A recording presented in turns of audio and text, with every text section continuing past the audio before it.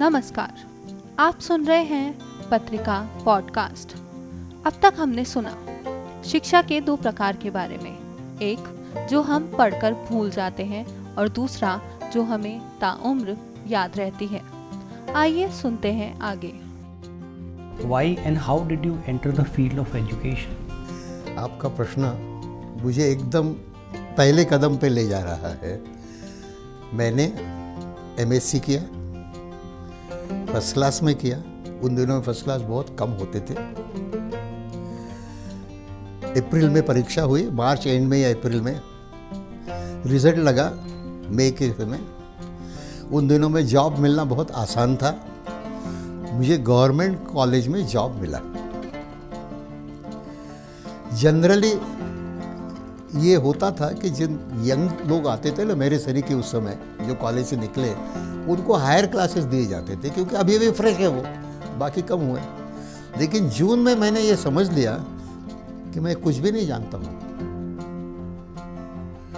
जो अप्रैल में सीखा था, जिससे मुझे फर्स्ट क्लास मिला था, उन दिनों फर्स्ट क्लास आसान नहीं था। मैं तो एक शब्द भी उसके बारे में नहीं जानता था। ये सब मेमोरी बेस्ड मैंने एजुकेशन की थी।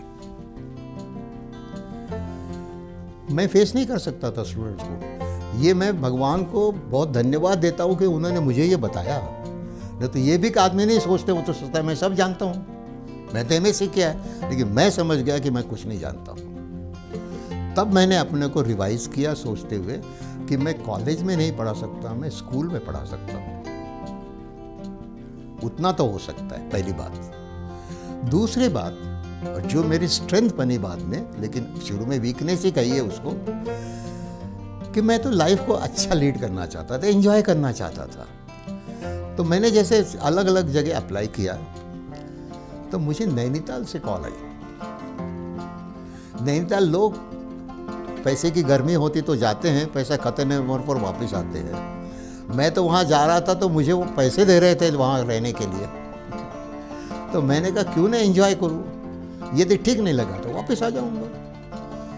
तो कोई किसी प्रकार का उन दिनों में काउंसलर गाइडेंस नहीं था, कोई कुछ नहीं था, मुझे तो करना था। तो मैंने ये इसलिए लिया कि मुझे उन दिनों में मेरे एक रैपिड रीडर कहा जाता था, इंग्लिश की किताबें भी होती थी हमारे एमएस बीएससी में।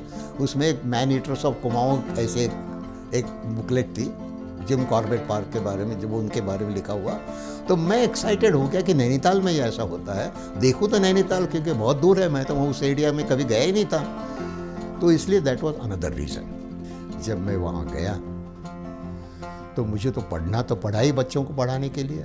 सवेरे 6 बजे उठ के वो तो है मैं काम करता था। रेसिडेंशियल स्कूल थी, लैब में जाता था, प्रैक्टिकल स्कूल करता था, क्योंकि मुझे बच्चों से करवाने और मुझे कुछ नहीं आता था। उसके साथ में बच्चों के साथ खेलता था, उनके साथ बात करता था, खाना भी उनके साथ करता था। तो एक वो कम्युनिकेशन का जो है गैप होता है वो कम हो गया। तो धीरे धीरे वो कॉन्फिडेंस आने लगा और अच्छा लगने लगा कि यही तो जीवन है। ये धीरे धीरे कुछ महीनों में मुझे वहाँ समझ में आया और आखिर में वही मेरा करियर बना। अब जैसे आपने नैनीताल के इतने सर्वोत्तम स्कूलों की बात की आपने, तो और आप राजस्थान में भी रहे इतने समय तक, विद्याश्रम स्कूल में आपने सेवाएं दी। तो हमारे जो यहाँ के जो स्कूल हैं, और नैनीताल हुआ, और मैं गलत भी हो सकता हूँ, जैसे देहरादून हुआ, तो वहाँ के जो पुराने ब्रिटिश टाइम के जो स्थापित स्कूल हैं, उनमें और हमारे में अभी अगर आज के परिप्रेक्ष्य में देखते हैं, क्योंकि आपका इतना लंबा एक्सपीरियंस है, क्या क्या अंतर है? मैंने ये रियलाइज़ किया पहली बार वहाँ कि ये जो मैं कर रहा हूँ, बच्चों के साथ मैं ट्रैकिंग के लिए जा रहा हूँ, बच्चों के साथ मैं खेल रहा हूँ, मैं संगीत में मैं भाग ले रहा हूँ, ये सब एक्चुअली एजुकेशन का इंटीग्रल पार्ट है। लेकिन इसको आप धीरे धीरे जो है अलग करते हुए सिर्फ किताबी ज्ञान जो है उसको ही मकसद मत दिया गया था, क्योंकि परीक्षा उसी पे होती थी और उसके साथ में उसका जीवन आगे के लिए जो है मार्क्स मिलने के कारण बदल जाता था। मेरे हिसाब से ये सब चीज़ें जीवन का अभिन्न अंग है, इनको बढ़ाना चाहिए। इस टाइप के स्कूल में जो ये एटमॉस्फेयर दिया जाता है ये बहुत अच्छा होता है। और वही मैं कह रहा हूँ कि एजुकेशन पॉलिसी में जो है धीरे धीरे इस प्रकार की बात होना शुरू हो रहा है और बदल हो रहा है, लेकिन अभी बहुत आगे जाना है। जैसे आजकल सर तरह तरह के स्कूलों के अंदर इंटरनेशनल बोर्ड्स की चॉइस दी जाती है।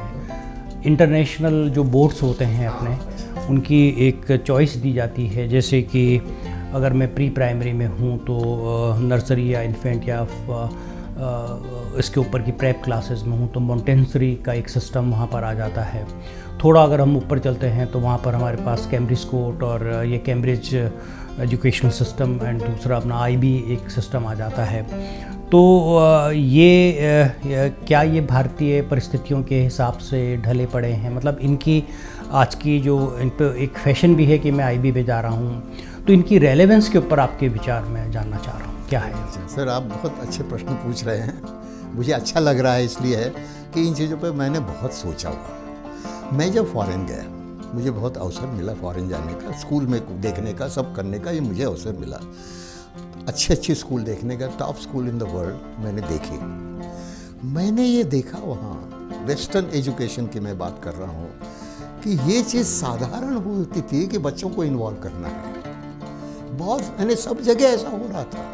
क्लासरूम का कोई फिक्स्ड एक स्ट्रक्चर नहीं था, अंदर का ज्योग्राफी नहीं थी कि बच्चे वहाँ बैठे हैं, बीच में टेबल है, यहाँ टीचर है, उसकी चेयर है, बैठा है और लेक्चर कर रहे हैं, उनके पीछे भी है। ये हमारा, मेरे उम्र में 80 साल पहले मैं स्कूल में गया था और आज वही स्कूल का स्ट्रक्चर ज्योग्राफी है वहाँ। तो मेरा कहने का मतलब ये है कि बाहर ये देखते हुए मैं बहुत प्रभावित हुआ था कि हमारे यहाँ क्यों नहीं हो सकता है।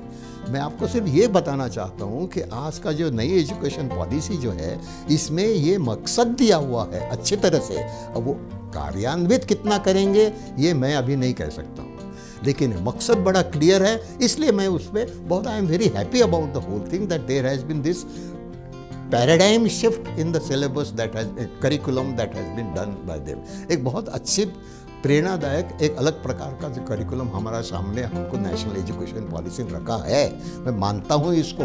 मेरी सिर्फ प्रश्न चिन्ह हमेशा ये रहेंगे, हम इसको किस प्रकार से करेंगे। चैलेंज है बहुत बड़ा, लेकिन मेरे ख्याल से उनका जो मकसद है वो बहुत अच्छा है और मैं यही कह सकता हूँ कि वो हम कर पाएँ तो बहुत अच्छा होगा। इस तरह की और जानकारी के लिए बने रहिए हमारे साथ। आप सुन रहे थे पत्रिका पॉडकास्ट।